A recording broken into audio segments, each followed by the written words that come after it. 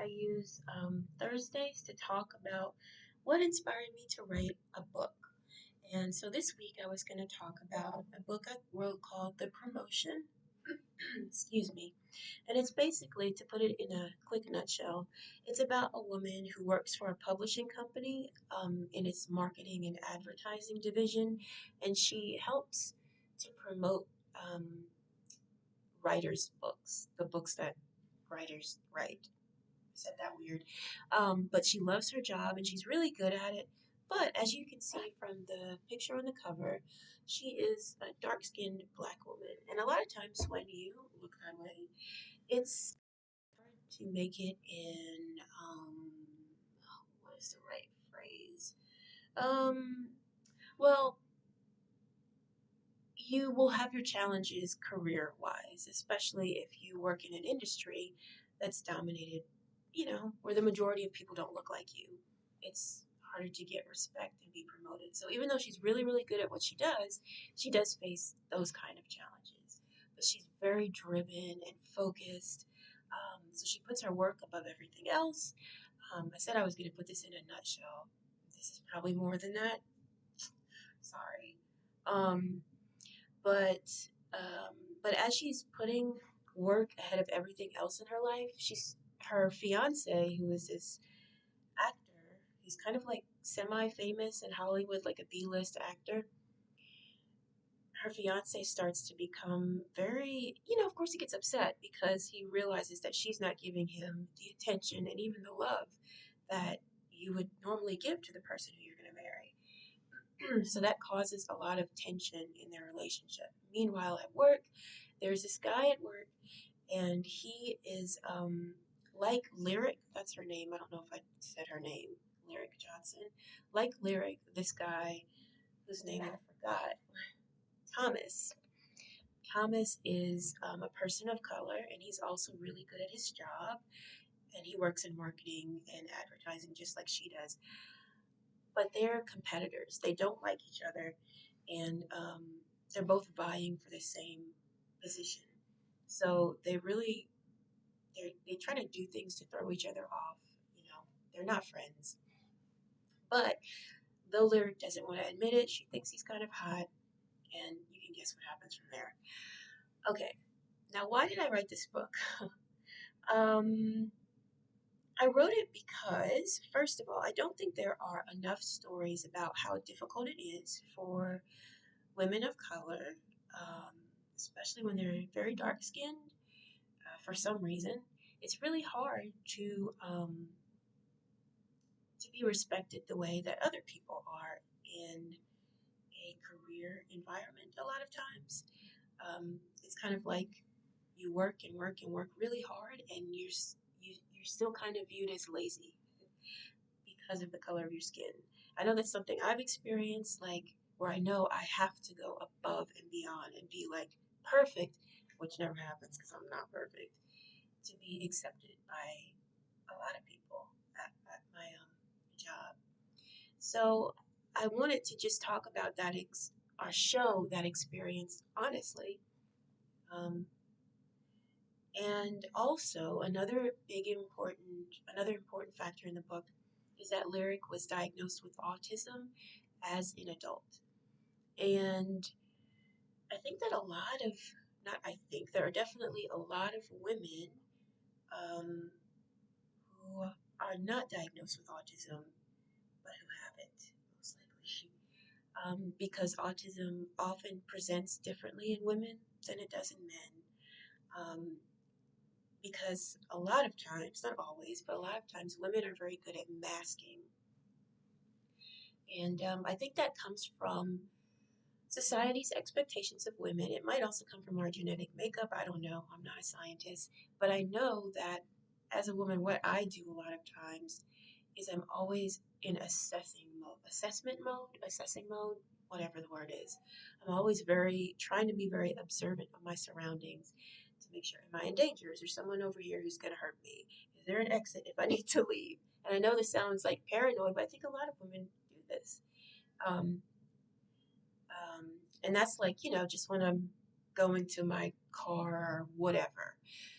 But that same state of mind can be applied to women in social settings, like in the workplace or when they're out with friends or dating or whatever.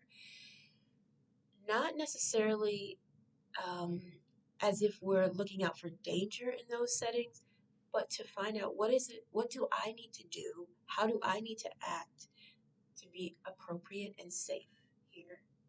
Because if I'm appropriate, I'll be safe. Um, and so I think because a lot of women naturally do that, whether they have autism or not, like that's just the way we are a lot of times. A woman who has autism, because she naturally does this, she notices that people who don't have it, or the majority of people, they act a certain way in social settings. Like maybe, for example, one thing that I do, which I've learned is usually looked at as a trait of autism. When I get really excited, I go like this, and it's a lot. Um, Yesterday, one of my friends told me she has coined this. What did she call it? The fangirl hummingbird move, but because it's a thing that some people do when they get super excited, and I do that a lot, and apparently a lot of people with autism do that. But maybe a person with autism notices that when the majority of other people in her social circle get excited, they don't do that. Their hands remain lowered, but maybe their eyes light up and they maybe laugh or do something else that's more quote unquote acceptable. So she will limit her fangirl hummingbird move, keep her hands folded, and mimic the behaviors that she sees around her. So apparently, women are really good at masking, is what I was trying to say. A lot of women who have autism. And so that means that even though inside they've always felt different and they know they don't quite fit in and they're not sure why, they don't express that feeling to many people. And they just cover it, which is exhausting.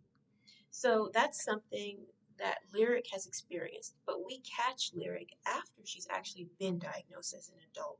And it came as a huge relief to her, but she's also kind of ashamed because she's always felt different from everyone else. And now that she has this diagnosis, she's afraid that if she tells people about it, they're going to really view her as different. Um, but you see various traits that could be associated with autism come to the surface in the way that she interacts with her fiance, um, and in the way that she works, even her drive for her career. You see it in places like that, and she doesn't. She isn't quite experienced enough or versed enough in autism to understand that some of her behaviors are coming from, you know, that. um, but as a reader, if you know a little bit about autism, you might see it as a reader. So I kind of wanted to show how people, you know, how they always say that autism is a spectrum. There are people who have it who are nonverbal, and who need a lot of assistance, a lot of daily assistance. And there are people, you know, like Lyric, this character in the book, who you see her autism really come to the fore in her almost obsession with her career.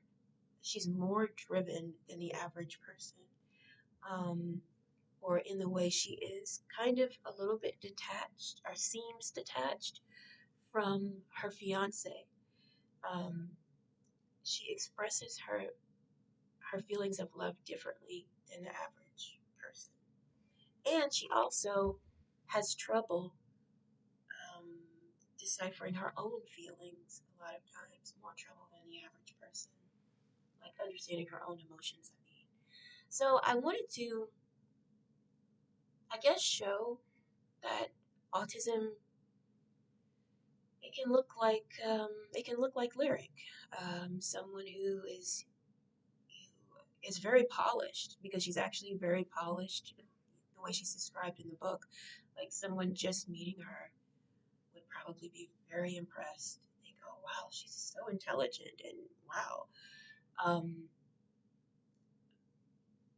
but the different things that we struggle with, they affect everybody differently. I didn't say that in the best, like the most eloquent way, but I hope you understand what I'm trying to say.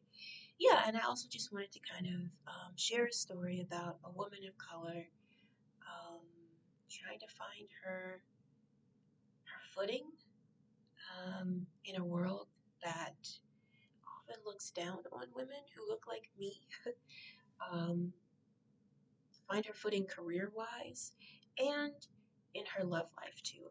And most importantly, above everything else, just figure out, you watch her figure out who she is and come to love and accept herself.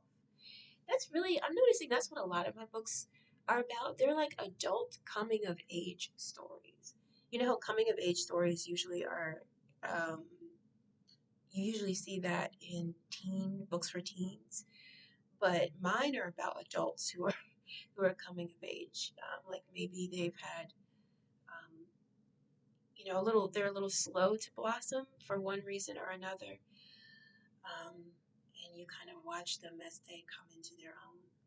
So if that sounds like something you're interested in, um, you can find out more about it at my website, which is authorpaulaLjones.com. Also, you can find the promotion on Amazon. And I think that's all for now. Thanks for watching if you made it this far. And if you're working on any creative projects, whether they're books or something else fun, I would love to hear about it. I'm sure other people would. So please feel free to leave that in the comments. Thanks.